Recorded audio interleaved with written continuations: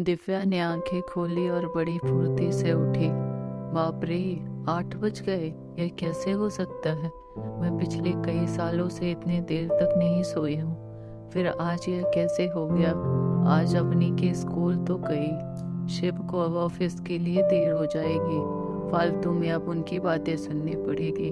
वह सब तो ठीक है, लेकिन माँ जी, वह दिन भर में कितनी बक बक करेंगी, और मुझे इतनी देर कैसे सोने दिया उन्होंने?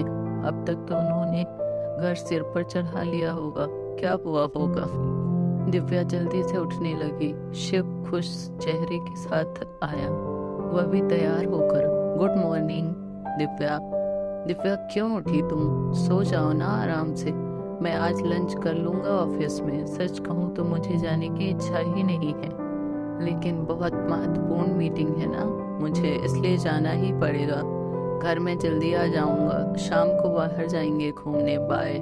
दिव्या को बिना कुछ कहे शिव ने उसे गले से लगा लिया और उसके माथे को चूमकर चला गया। दिव्या झट से बाहर आई। किचन से कोई भी आवाज नहीं आ रही थी, और जब वह बाहर आई तो पापा जी की थाली में इडली बड़ी दिखाई दे रहे थे। सांभर से बहुत अच्छी महक आ रही थी, लेकिन वह पैकेट से सांभर निकाल नहीं पाए। यह लोग कंटेनर में ठीक से क्यों नहीं दे सकते? अगली बार कंटेनर घर से ही देना।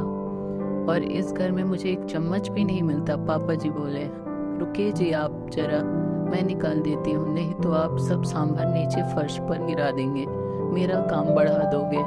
और आपके सामने ही तो चम्मच है, आपको तो कुछ कैसे नहीं मिलता? क्या पता। एक काम करो, आप यह प्लेट लेकर टेबल पर बैठो, मैं देती हूँ सांभर और चटनी निकाल कर। और धीरे बोलो जरा, बहू कभी नहीं सोती इतनी देर तक। आज सोई है तो शांत रहे, नहीं तो आपकी आवाज से उठ जाएगी वह। बहू जब उठेगी तब दूंगी गरम करके उसे पिए, उसका मनपसंद नाश्ता है। दिव्या आश्चर्य से सब देख रही थी।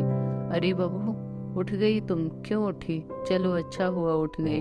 तुम्हारे पापा जी तुम्हारे मनपसंद का बड़ा सांभर लाए हैं, गर्मा गर्म खा लो, फिर बाद में चाय पियेंगे साथ में। माँ जी ने दिव्या को टेबल पर बिठाया। अवनी कहाँ है? दिखी नहीं, दिव्या ने पूछा।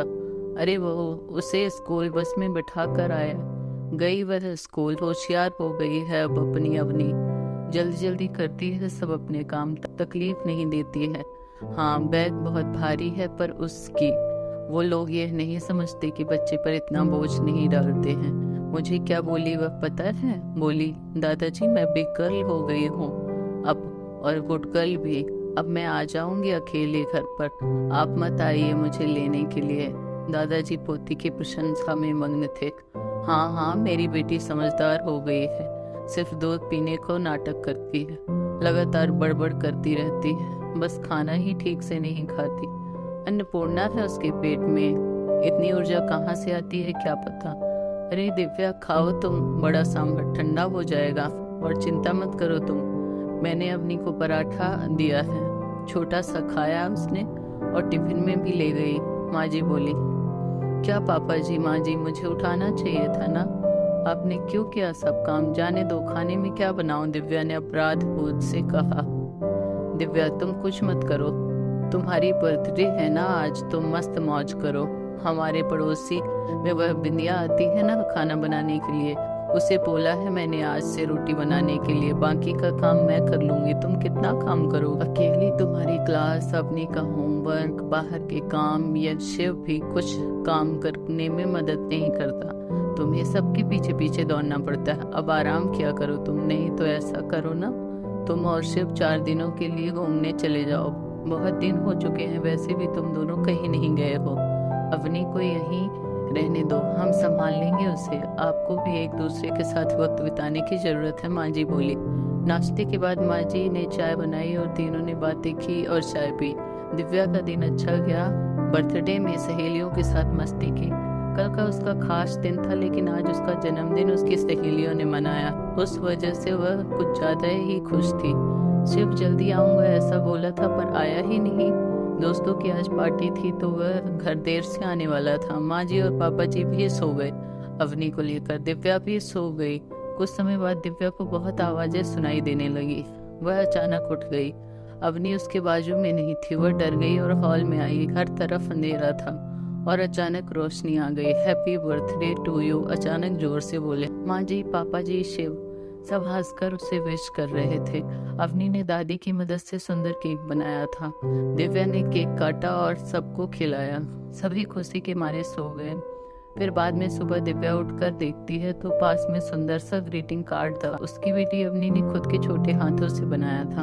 वह कार्ड देखकर दिव्या बहुत खुश हुई। उतने में एक बड़ा टेडी बियर चलते हुए उसके पास आया। सरप्राइज मम्मा, यह मैंने तुम्हारे लिए स्पेशल लिया, मेरी पिगी बैंक में से सेविंग करके, दिव्या को गले लगाकर उसकी लाडली बेटी बोली। दिव्या की आंखों में खुशी के आंसू छलक पड़े।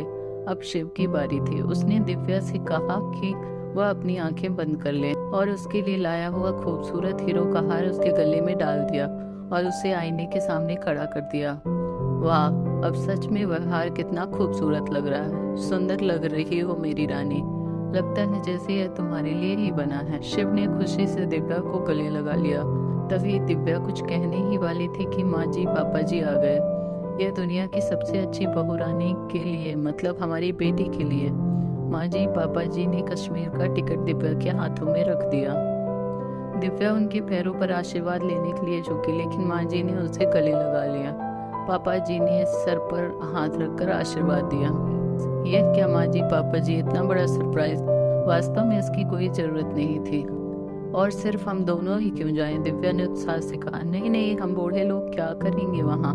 वैसे भी आप दोनों को इसकी ज्यादा जरूरत है और हम अवनी का भी अच्छे से ख्याल रखेंगे ताकि आप दोनों फुल एंजॉय कर सकें। वह सेकंड हनीमून क्या बोलते हैं ना, वो आप आ जाओगे तो हम चले जाएंगे। पापा जी ने धीरे से शिव को आंख मारी।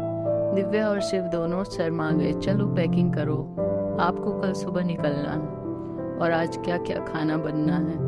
आज दिव्या की पसंद का माँ जी ने फरमान किया। दिन आनंद में गया। शाम को दिव्या की आरती करके माँ जी, पापा जी ने उसे ढेर सारा आशीर्वाद दिया।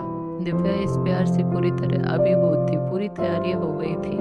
कल सुबह जल्दी जाना है, इसलिए बैग भर के शिव दिव्या तैयार थे। कश्मीर के सपने देखकर दिव्या को कब नींद आ गई वह उसे समझ ही नहीं आया। दोनों कश्मीर पहुंच गए जैसे स्वर्ग ही हो। कितना खूबसूरत था सब कुछ। शिव दिव्या सब भूल कर एक दूसरे में खो गए। यह हंसी वादियाँ, ये खुला आसमां। शिव गाना गा रहा था और दिव्या जैसे नई नवेली दुल्हन की तरह शर्मा रही थी। एक दूसरे के ऊपर बर्फ के गोले फेंक फेंक कर छोटे बच्चों जैसे दोनों मस्ती कर रहे थे। दोनों आज स्केटिंग के लिए आए थे। बर्फ में ठीक से खड़े होने में असमर्थ दिव्या एक दूसरे को ठीक करने के दौरान अपना संतुलन खो बैठी और वह जोर से गिर गई। आंखें खोलकर देखती है तो क्या, उसके बेड के ऊपर से वह नीचे गिर गई थी। बाजू में शिव सोया हुआ था। मतलब वह सपना था। इतने में बेल बजी। दूध वाला आया होगा। वह बाहर आई। उतने में उसकी सास उससे बोली, अरे दिव्या, हर रोज कैसे देर से उठती हो तुम? 15 मिनट देर हो गई आज तुम्हें, जल्दी करो। अब चाय बनाओ और नाश्ते में कुछ अच्छा नमकीन बनाओ। मेरी सहेलियां आने वाली हैं, आज कुछ अच्छा खाना बनाना उनके लिए। और हाँ, घर पर ही रहना, आज कहीं बाहर मत जाना। माँ जी की रोज की कटकट चालू हो गई और दिव्या सचमुच सपने से हकीकत में आ गई। हमेशा की तरह हर कोई उसका जन्मदिन भूल गए। रोज रोज की भाग दौड़, घर के कामकाज, शास्त्र के ताने, ससुर की फरमाइश, पति की धुन पर नाचने और बेटी की लीला देखने में वक्त उसका कब खत्म हो जाता है उसे भी समझ में नहीं आता। जिंदगी पर दिन खराब लगने लगा, लेकिन कल उससे बहुत अच्छा दिन जिया। लेकिन इस एक रात के मीठे सपने में उसने इतने खुशनुमा पल जी लिए थे जो उसके लिए क्या कम था। मन में उस कश्मीर का सपना साकार होने की प्रतीक्षा में वह काम करने लगी। अगर आपको हमारी स्टोरी बहू का खूबसूरत सपना अच्छी लगी हो तो अपने दोस्तों के साथ भी शेयर कीजिए और कमेंट में जरूर बताइए कि कैसी लगी हमारी ये कहानी।